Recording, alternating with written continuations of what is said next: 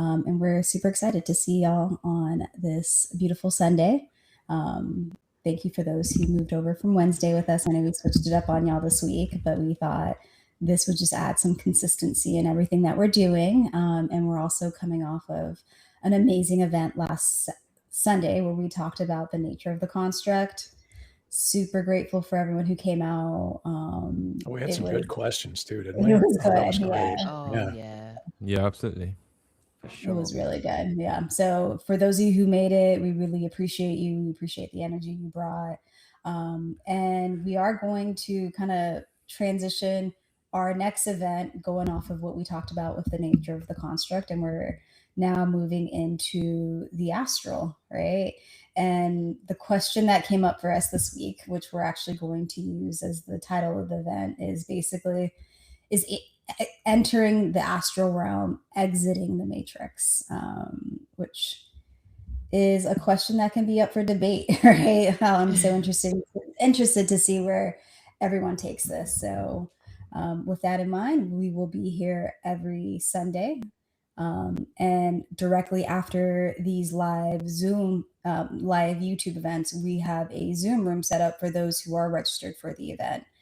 And we're calling these the pre-event integration sessions, where we're just going to answer questions. We're going to go in deeper every week, and that will lead us up to the event. If you can't make the event, but you do want to attend one of these Zoom integration sessions afterwards, we have set them up so you can sign up for them individually. I believe that is in the chat and in the description. So if you are loving this conversation and want to continue for like another half hour or so with us after this, you are welcome to join us there. And with that, I will open it up to the floor. Hi, everyone. Hey, everybody. Hello. So the Matrix.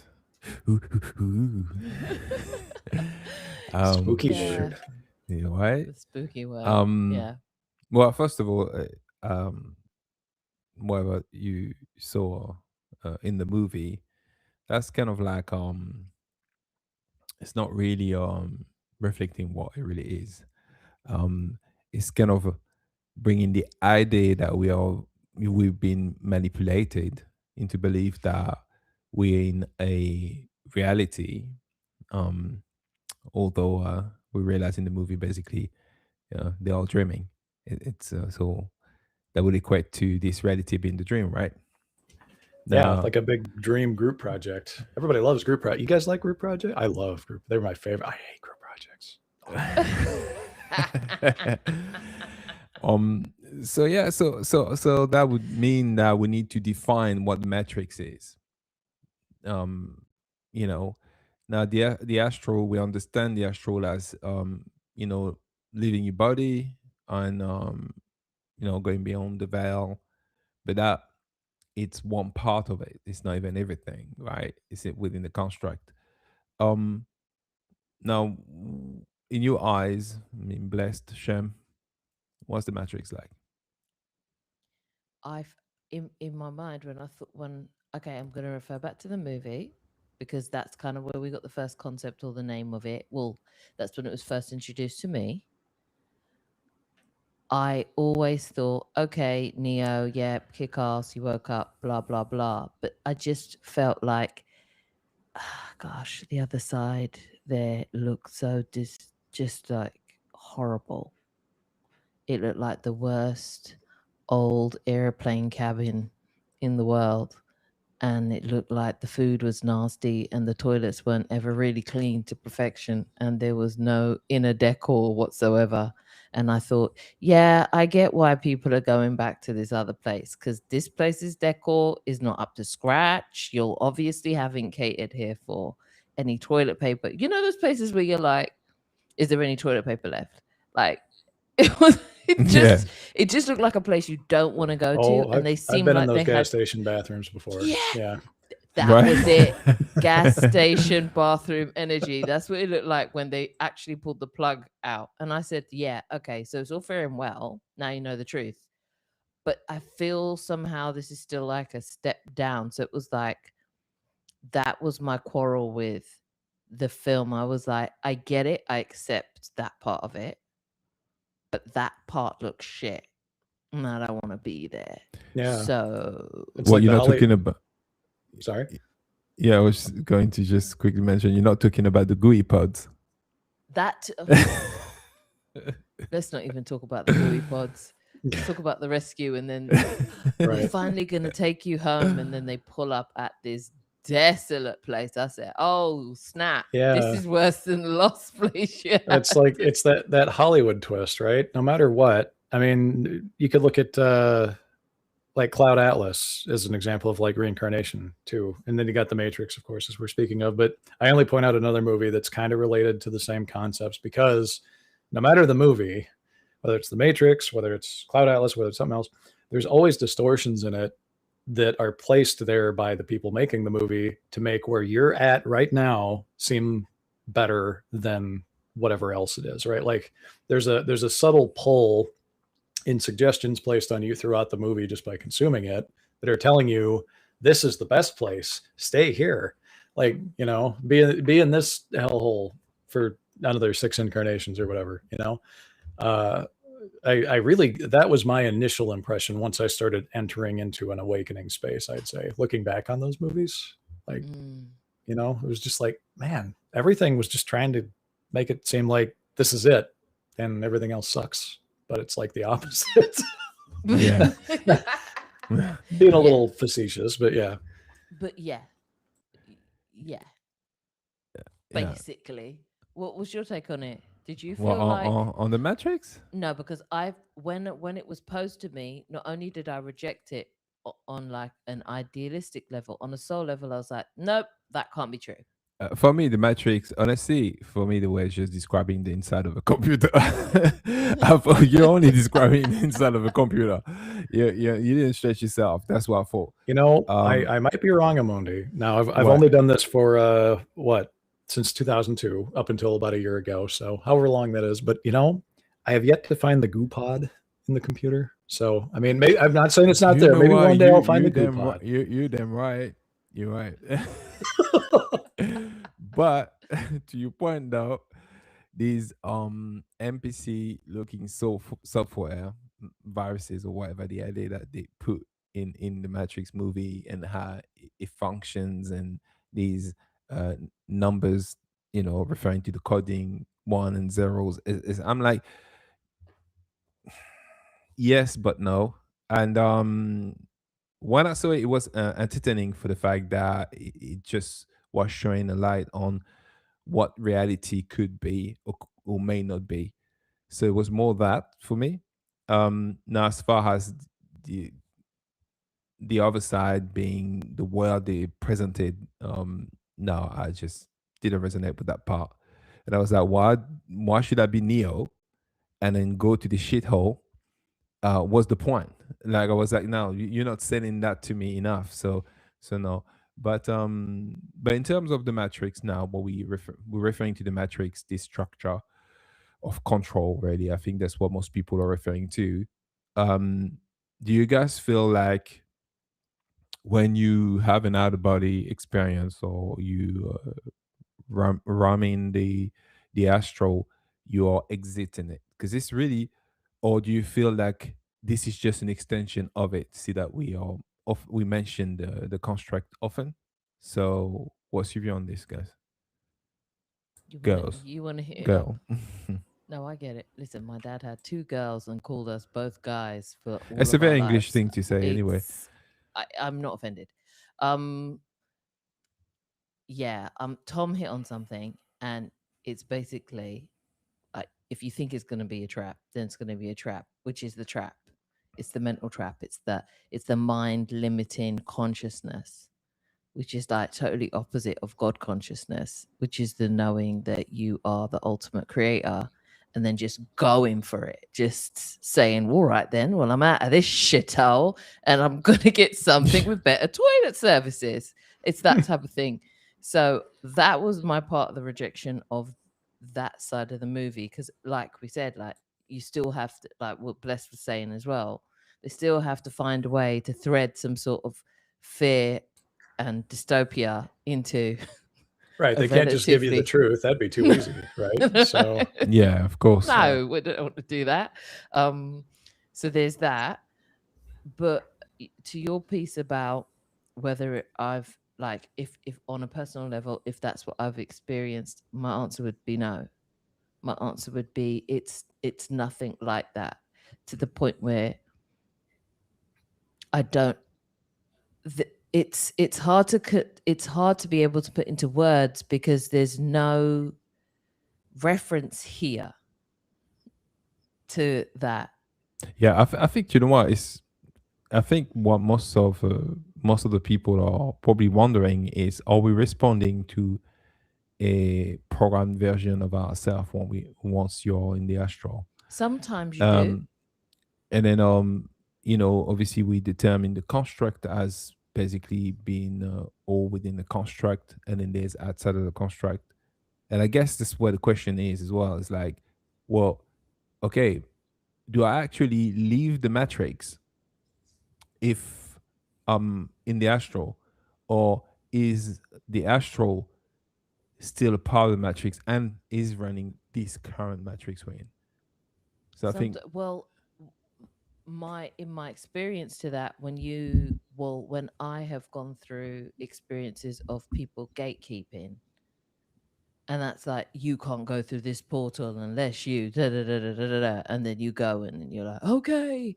Or the first time you see an angel and you're like, back to the Bible, you have wings, so I'll listen to everything you say.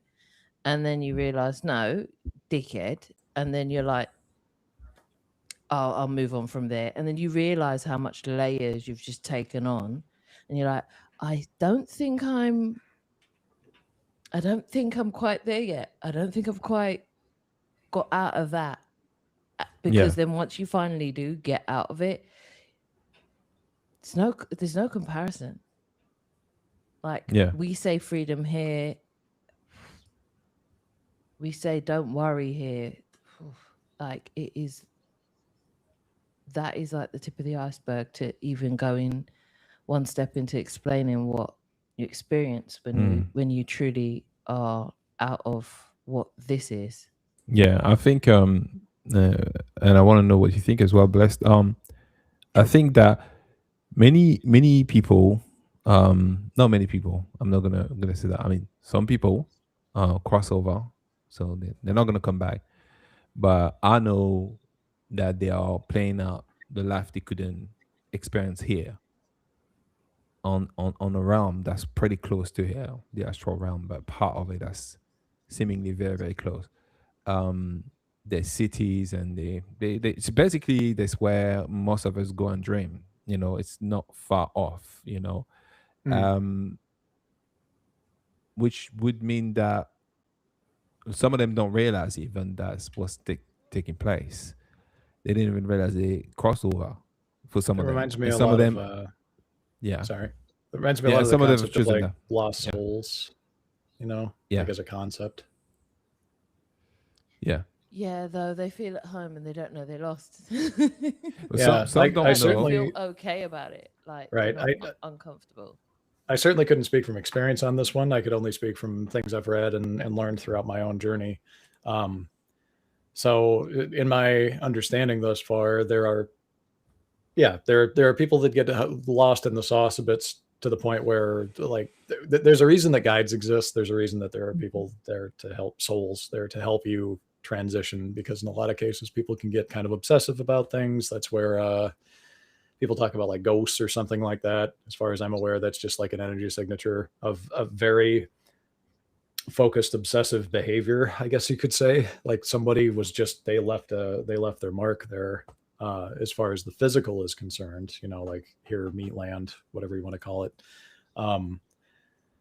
The like just beyond here, especially through like the works of Jane Roberts, Seth brought this up quite a bit. There is a transitional area. I don't know. We brought up movies like The Matrix, for example. I don't know if any of you have seen an older movie. I believe it's from the mid 90s, somewhere in the 90s, I think, but it's called Defending Your Life.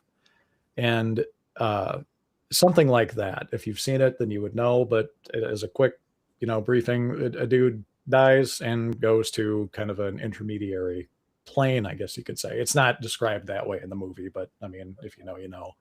And it's very comfortable looking. Like it still looks like here. You know, it's got the features of here, while people gently figure out, hey, you're dead. Uh, so, um, so yeah, I could see how if you were to extrapolate this out to, say, entities with a vested interest in ensuring you come back here, which I don't believe any of this happens anymore given the point of the game we're at. Let's say this stuff is old news now, guys, so don't use this as, I'm not looking to put anybody in a place of fear. I don't think this happens anymore at all. And even if it does, you know what you know now, right? So Yeah. arm yourself with the truth versus be Mhm. afraid, right? But you there were vested interests in making sure that you came back here again and did this again. And yeah, so you could say in that way, as pointed out in the chat a little bit there, like no matter what the entity is, and I guess this is the bottom line to it all. It doesn't matter what anybody else tells you or says or tries to get you to do or anything like that. You can't be forced to do anything that you don't agree to do. And in most cases, when we're putting ourselves in these little cages, as pointed out in the chat there, like you're fashioning your own cage, you're hopping in, you're slamming the door and locking it, and then you're wondering where the key is, even though it's like dangling around your wrist or neck. So yeah, that's the whole idea of a matrix, the whole idea of any control structures whatsoever. You have to believe they work for them to do anything to you. I know what it looks like here, but that's my understanding. So I have not had any personal experiences out of body to contest to that one way or the other, but it sounds like it resonates. So I got to put some stock in that. What about in-body ones for you? Because even though we might not have out-of-body experiences, we've all interfaced with this matrix here. Like, did it hit you in your face? What was the day that you were like, you know what? Something freaking stinks here. There's something up.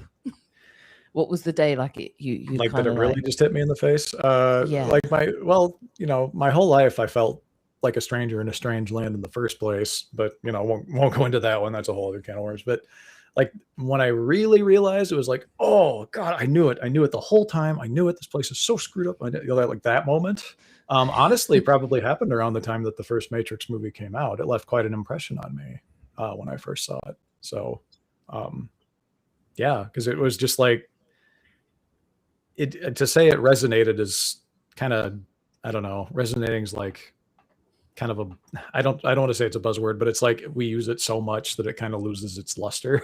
I wish I had a better word for it. I was a buzz with it. Because it was, yeah, that something in that movie was like, yeah, that clicks a lot more. So yeah. Et toi? Yeah, intermediary plane, like you say, yes, it is there. This is where we all go and dream, and we go there, we visit there, we see some people we once knew. I had an experience where so my grandmother, and I wasn't close to her at all, and the reason why I knew that was what was taking place. She was trying to re-experience certain things she couldn't. I never in my life experienced in dream state whatsoever, lucid dream, anything like that, out of body experience. Never. I'm not connected to her at all. But for some reason, that time, and then I realized, oh, I'm out of my body because she gave me a hug, and I felt that hug. Not that I wanted to be there, but I realized then and there that she was trying to relieve that life she couldn't. So that was she was willingly doing it. Some people cross over. This is a very known thing. They just don't realize they've crossed over. That's another story. But there is definitely these spaces there that are created, and I think that partly coming out of the matrix and expecting to go beyond the veil and coming out of the matrix, then it doesn't necessarily work like that. I think that you have to come out of it here, because you ultimately, if you're under enough distortion, will project that distortion, whatever your perception is, you'll project on the other side. Plus, it's pretty immediate. You really create anything immediately. So I think even if there is the idea of control on the other side, I would say that the way to override that is to let go of certain beliefs you have here anyway. And most of the control on the other side, it's to control over here anyway. So either way you're looking at it, you'll have to do the work here while you're here anyway. That's what I would say. Well, What do you did think? you have a one wake up call where you were like, this sucks? Yeah. Well, not more than this sucks. The same question I asked Blessed. One particular wake up call. Yeah, because we got now- Stephanie's one there. I tell you straight. No, for me, from a young age, I was in a foster family. I was already different from the start. I didn't have my parents to raise me, so it was already things felt different from the get.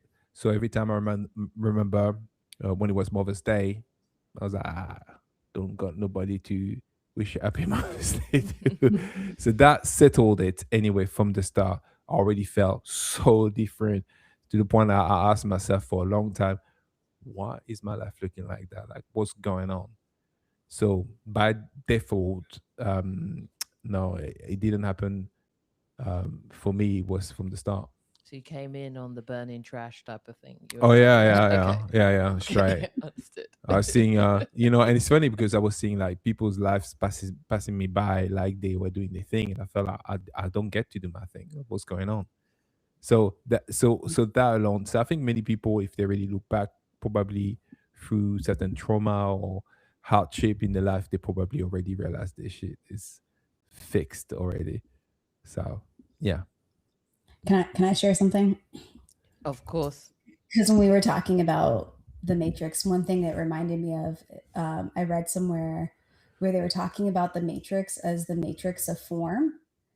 So basically, it's how we assign physicality or tangible, like something you can touch and experience to what we're going through. And when I think about my out of body experiences, is how physical and tangible they feel, and how it doesn't feel any different than this. So it's that same, if you're thinking of it as like this form of light or whatever, the matrix is just the filter you've put on something. It almost feels like it's everywhere that has light and form and function, versus when you're outside of the construct, or you're completely outside and you're just kind of in that dark space of everything or nothing. I don't know what to call it, but when you're like in a limitation placed on, just so you can even have an experience in the first place, you can since your default state's awareness. yeah, right? so it's like, if you're always in a matrix of something, make it the matrix of your own creation. And that's where I think your manifestations come in, because it's like, okay, and then let me now shape this form to be the form that I want to interact with or I want to be inside of. But it's always there. And then maybe in the astral realm, they just have access to reshaping it easier or whatever, like more directly, like they remember how to do that, or we remember how to do that when we're on that side. You make a great point. Yeah, Because definitely. I think I was asked a question about love and light the other day, and while there was a lot of transitioning through New Age beliefs, teachers, mentors, and all that, on my way to kind of just like piecing some of this stuff together, I wouldn't throw everything out at all, but then experiencing and then also hearing other people's experiences of the void, this place that you're talking about, of that base creation that is like, I guess, matrix free. Right. Yeah. It made me rethink what are we saying when we say that then, because this seems like an integral part of that. But so it's that, not that I don't understand why it's said. It's just now I'm like, yeah, but this is not a bad thing. Yeah.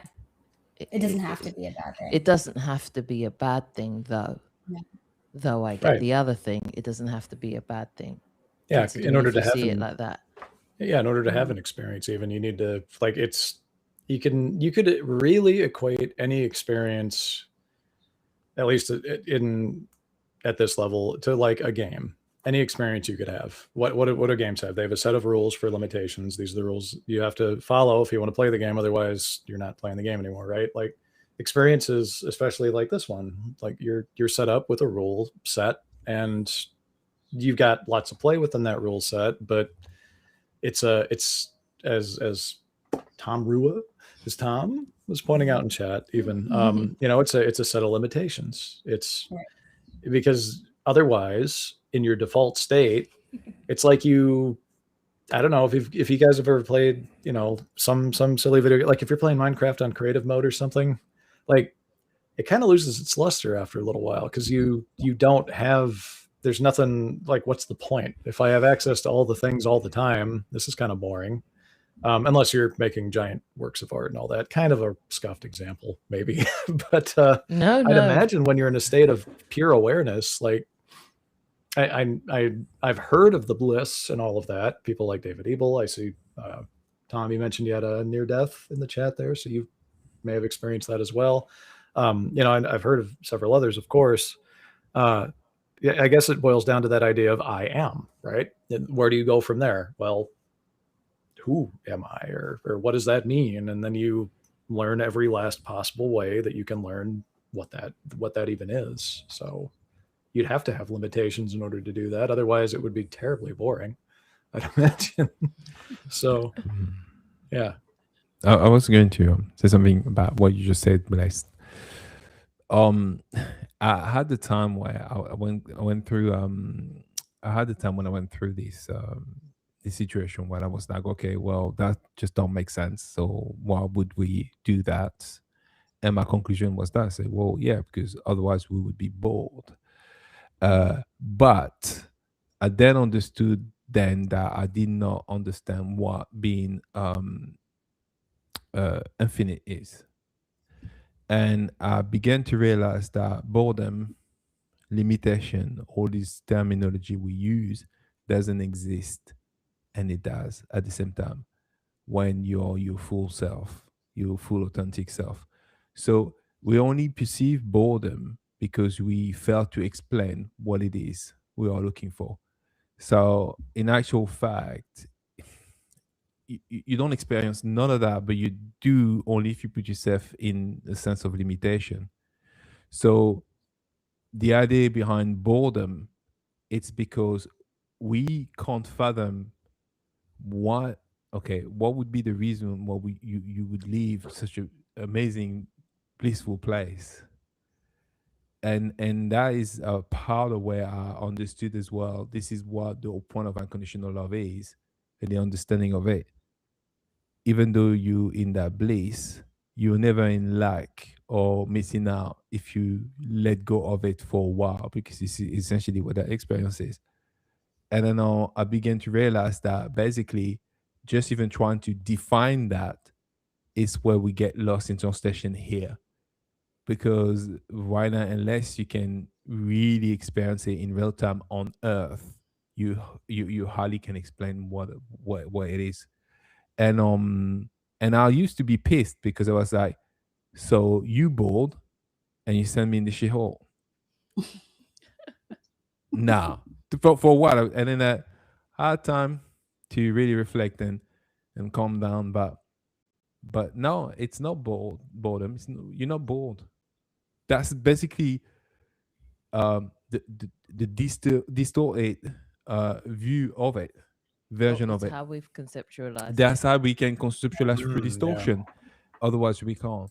And that even if you know that, even when I know that, and I'm trying to imagine how it feels, I find it really difficult to even get that feeling, because it's so out there. Like it That's has how no immersed edge. we are. Yeah, it has no edge. It's the infinite, literally. And so to your point as well about not put people in fear and get people not scared at all. Yeah, you're not stuck. You never were. You can't Right. be. If you put yourself in this game with all this limitation, how can you be stuck in the game you created in the first place? And I think it's because the notion of who created this construct, a lot of people fail to understand you're part of it. Mhm. Most of the people here are part of it, if not everybody. Now, I can't Right. speak for everyone, but I would not be surprised if it was the case. Right. Yeah. Yeah. So yeah. Well, so we're going for about 30 minutes today, so I think we have to transition over to our so we have. Zoom. Yes, I know that was really quick. Just, is there any like final words y'all want to say before we make that move over? Yeah. Thanks It for was being only here. going to spark Thank another. you for being here. Yeah. Yeah. There. I'll go with that. 'cause Yeah, I'll my go one with that was as gonna well. Spark another half an hour conversation. So I'll just Yeah. throw on Zoom. Yeah. Yeah. The juicy we're gonna conversation has go- got to be for All right. So anyone we're gonna transition over.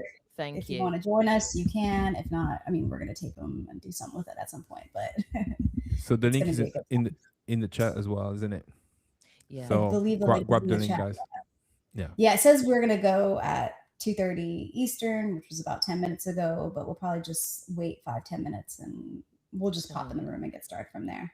So you can Okay. catch us there. Cool. Yep, you can catch us there if you like. All right. Thanks, everyone. Thanks, everyone.